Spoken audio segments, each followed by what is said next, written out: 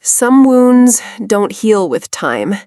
They just form different kinds of scars. 10 years ago, I walked away from everything I knew. My family name, my hometown in Connecticut, even my identity. All because of one night that was supposed to be my moment of joy, my engagement party. I never planned to come back to this place. Funny how death has a way of bringing people together, even when they've fought so hard to stay apart. My father's funeral wasn't optional, even for me. What I didn't expect was the lawyer waiting for me afterward, with a manila envelope that would change everything. "Miss Callaway," he said, "your father named you the executor of his estate." My sister Charlotte's face, the same sister who had deliberately sabotaged the most important night of my life, went from grief to shock to fury in seconds. 10 years of running, and here I was, suddenly holding all the cards. If you've ever been betrayed by someone who was supposed to love you unconditionally, if you've ever walked away from everything to save yourself, then this story might feel familiar. I'm Rebecca Callaway, and this is how I disappeared for 10 years after my sister ruined my engagement party, and what happened when I came back. If this is your first time here, hit that subscribe button.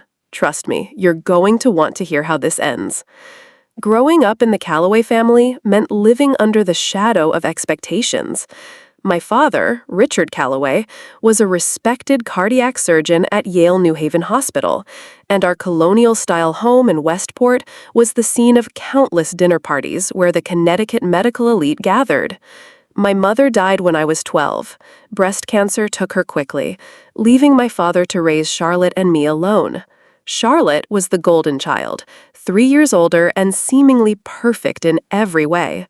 She was valedictorian, homecoming queen, and Dad's obvious favorite. I was the quiet one, more interested in art than academics, more likely to be found sketching by the Long Island Sound than attending social events. "Rebecca lives in her own world," Dad would say, half proud, half exasperated.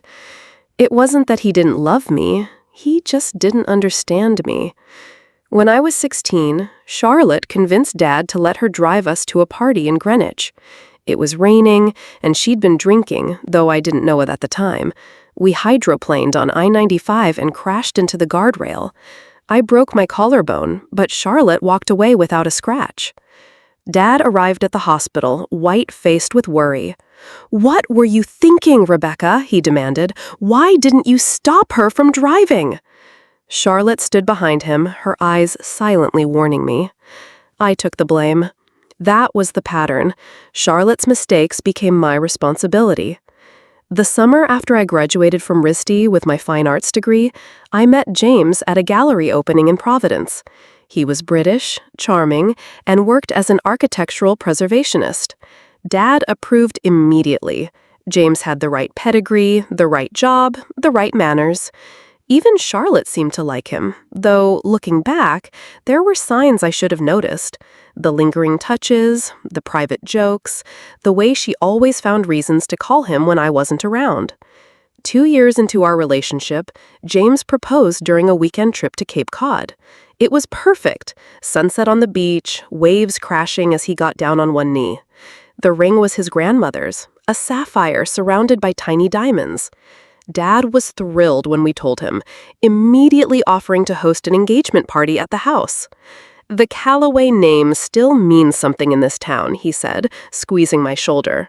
It was the proudest I'd ever seen him. What none of them knew was that I had a secret of my own. For months, I'd been developing a children's book series, stories about a little girl who could talk to the ghosts in her town's old houses. The characters were based on real historic homes in New England, combining my art with James's love of architecture. 3 days before the engagement party, I'd received an email from a major publishing house offering me a contract. I planned to announce it at the party to finally show my family, especially Dad, that my art wasn't just a hobby. I remember how Charlotte reacted when I showed her the ring. It's vintage, she said, her smile not quite reaching her eyes. Interesting choice. She volunteered to help with the engagement party preparations, taking charge of the guest list and the catering. "Let me do this for you, Becca," she insisted. "You've always been there for me. It's time I return the favor." If only I'd known what kind of favor she had in mind. The day of the engagement party arrived with perfect New England spring weather, sunny with a slight breeze coming off the Sound. Dad had hired landscapers to make sure the garden was immaculate, and the caterers had transformed our home into something from a magazine spread. Fairy lights twinkled in the trees, champagne flowed freely, and the string quartet played softly in the background. I wore a pale blue dress that James had once mentioned brought out my eyes. My publisher had sent a congratulatory bouquet that morning, with a note saying they couldn't wait to announce my book deal. I kept touching the manuscript pages hidden in my clutch, imagining the moment I'd share my news. Nervous? Charlotte appeared at my elbow, looking stunning in a red dress that was just a touch too formal for the occasion. She handed me a glass of champagne. "You shouldn't be. Everyone loves a good engagement party." There was something in her voice that made me uneasy, but I brushed it off as my own anxiety. Dad's colleagues arrived first.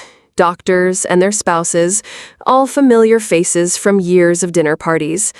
Then came my few friends from RISD, looking slightly out of place among the country club crowd. James's parents had flown in from London, his mother kissing my cheeks and telling me how lovely everything was, though I could tell she found our Connecticut traditions a bit provincial compared to British standards. "Where's James?" I asked Charlotte after an hour of greeting guests without my fiancé by my side. "Oh, he had a call from work, something about a historic property in Newport," she waved dismissively. "He's probably in Dad's study. You know how he gets about those old buildings." I nodded, but something felt off. James would have told me if he had work calls during our engagement party. I excused myself and made my way through the crowd, smiling and accepting congratulations as I went. Dad stopped me halfway across the room. "Rebecca, the Andersons just arrived. They're potential donors for the hospital's new cardiac wing. Come say hello." He steered me toward an elderly couple, his hand firm on my back. Did I mention James is making quite an impression at his firm? The Preservation Committee is considering him for that colonial restoration project in Mystic. I smiled automatically, but my mind was elsewhere. "Dad, have you seen James? I need to find him." "He's around somewhere, probably networking. Smart man, your fiancé," Dad winked. "Now, about the Andersons." It took 20 minutes to escape the conversation. By then, the caterers were preparing to serve dinner, and guests were being ushered to their tables on the terrace. I slipped away toward Dad's study, my unease growing with each step. The door was closed, but I could hear voices inside, James's distinctive British accent, and a woman's laugh. Charlotte's laugh. I hesitated, my hand on the doorknob. Then I heard James say, "We can't keep doing this, Char. It's not fair to her." I pushed the door open. They weren't kissing. It was worse than that. They were sitting close together on Dad's leather sofa, looking at something on Charlotte's phone, their heads bent together with the easy intimacy of lovers. James's hand rested on my sister's knee. On her finger was a ring. Not mine, but one I'd never seen before, glittering in the dim light of the study. They looked up when I entered, Charlotte's expression shifting from surprise to something like triumph, James's face draining of color. "Becca," he started, standing quickly. "This isn't—" "How long?" I asked, my voice surprisingly steady. Charlotte leaned back, crossing her legs. "Does it matter? 6 months, if you must know. Since Thanksgiving, when you were too busy with your little drawings to come home." "My little drawings," I laughed, the sound harsh even to my own ears. "And does Dad know about whatever this is?" Dad knows James and I have been spending time together, Charlotte said carefully. He thinks we're planning a surprise for you. A surprise? I looked at James. Were you ever going to tell me, or were you planning to go through with the wedding while sleeping with my sister? James stepped toward me, his hands outstretched. Rebecca, please, it just happened. We didn't mean to. To what? To hurt me? To humiliate me? I backed away from his reaching hands. There are 60 people outside waiting to celebrate our engagement, James. We were going to tell you after the party, Charlotte said, standing now too. We didn't want to ruin Dad's evening. You know how much he's invested in this. That was when I noticed the small velvet box on Dad's desk, open to reveal another ring, a diamond much larger than my sapphire. Understanding crashed over me like a wave. You're engaged, I whispered. You're engaged to my sister. Charlotte's smile was almost apologetic. He proposed last week. We were waiting for the right time to tell everyone. And that's when I heard Dad's voice behind me. There you all are. We're about to make the toast. He paused, sensing the tension. What's going on? I turned to face my father, suddenly aware of how this scene must look. Me, standing alone, while James and Charlotte huddled together on the other side of the room. Dad's eyes narrowed as he took in Charlotte's guilty expression, the open ring box on his desk. Dad, Charlotte began, her voice taking on that sweet, persuasive tone she'd perfected over years of getting her way. We were just about to come find you. There's been a change of plans. A change of plans, I repeated, my voice hollow. That's one way to put it. Dad looked between us, confusion giving way to understanding. James? He asked, his tone demanding an explanation. James straightened his shoulders, slipping effortlessly into the confident professional my father had always admired. Richard, I know this is unexpected, but Charlotte and I have been sleeping together for 6 months, I finished for him, and apparently they're engaged. The silence that followed was deafening. Outside, I could hear the murmur of conversations, the clink of glasses, the quartet playing a Vivaldi piece that suddenly seemed mockingly cheerful. Dad's face hardened, not with anger, as I'd expected, but with something like resignation. I see, he said finally. Charlotte, could you give us a moment? Whatever you have to say, you can say in front of me, Charlotte insisted, moving closer to James. We didn't plan for this to happen, Dad. Sometimes people just find each other. I stared at my father, waiting for him to explode, to defend me, to throw them both out. Instead, he sighed, running a hand through his silver hair. Rebecca, I know this is difficult, but perhaps we should discuss this privately after the guests have gone. That's when I knew. You already knew, I whispered. The realization was like ice water in my veins. You knew about them. Dad couldn't meet my eyes. I suspected. James came to me last week, asked for my blessing to marry Charlotte. I told him to wait until after tonight. After you'd paraded me in front of all your colleagues, I said, the pieces falling into place. Couldn't have a scandal at the Callaway house, could we? Rebecca, be reasonable, Dad said, his voice taking on the authoritative tone he used with difficult patience. These things happen. Charlotte and James have a connection. They're both ambitious, both understand our world. And I don't, I finished, because I chose art over medical school, because I've never fit your plan for this family. That's not what I'm saying, Dad protested, but his eyes told a different story. I thought of the manuscript in my clutch, of the announcement I'd planned to make. It seemed ridiculous now, childish even. Did I really think a children's book deal would finally make them respect me?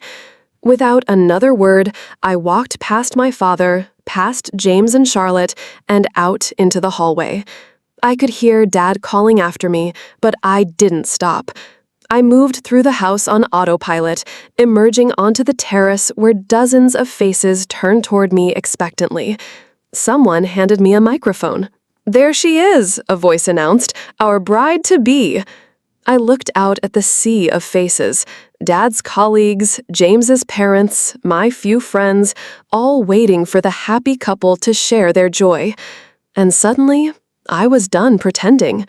"Thank you all for coming," I began, my voice surprisingly steady. "I know you were expecting a celebration tonight, but there's been a change of plans."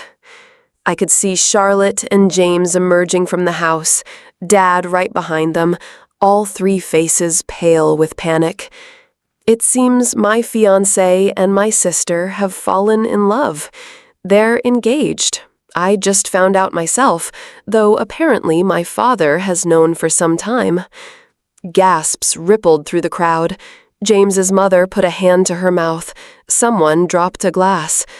"So while I appreciate you all being here, I'm afraid the engagement party is off. Feel free to stay and enjoy the champagne. God knows someone should." I handed the microphone to a stunned waiter, retrieved my car keys from my clutch, and walked straight through the crowd toward the driveway. As I passed James's mother, she grabbed my arm. "Rebecca, darling, surely there's been some mistake," she said, her British accent strained with embarrassment.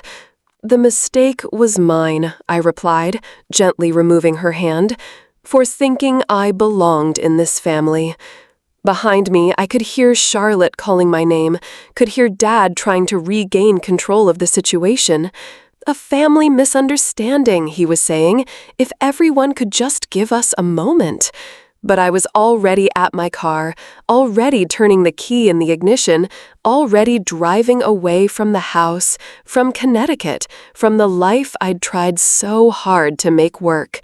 In the rearview mirror, I could see my father standing in the driveway, watching me go. He didn't try to stop me. I drove south that night with no real destination in mind, just the burning need to put distance between myself and Westport. Somewhere around Philadelphia, I pulled into a hotel parking lot and finally let myself cry.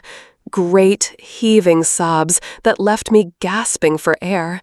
I'd left my phone behind, along with most of my possessions. All I had was my car, my wallet, and the manuscript in my clutch. The manuscript. In the chaos, I had almost forgotten about it. I pulled out the pages, staring at the colorful illustrations of historic New England houses and the little ghost-speaking girl I'd created. The houses were all based on real places, including one that James had shown me in Newport, claiming it was his favorite restoration project. Another lie, probably. Another way he'd used my passion against me. I called my publisher from the hotel room phone the next morning, expecting to hear that they'd withdrawn the offer after my public meltdown. Instead, the editor was enthusiastic. "We've been trying to reach you," she said. "The contract's ready whenever you are." "I'm not in Connecticut anymore," I told her. "I'm relocating." "That's no problem. We have an office in Philadelphia if you're nearby." It felt like the universe offering me a lifeline. I signed the contract the next day, using my mother's maiden name, Bennett, instead of Callaway. I didn't want anything connecting me to my past, not even my name. The editor didn't question it, assuming Bennett was a pen name. The first book in the series, Whispers in the Walls, was published 6 months later. By then, I'd settled in Philadelphia, renting a small apartment near Rittenhouse Square, and slowly building a new life. I never answered the letters that eventually found me, from Dad, from James, even from James's mother, who wrote a tearful apology for her son's behavior. Charlotte never wrote at all. The books took off in a way I'd never anticipated. The little ghost-speaking girl, Madeline, became a favorite among parents and children alike. There were dolls, a PBS animated series, even talk of a movie.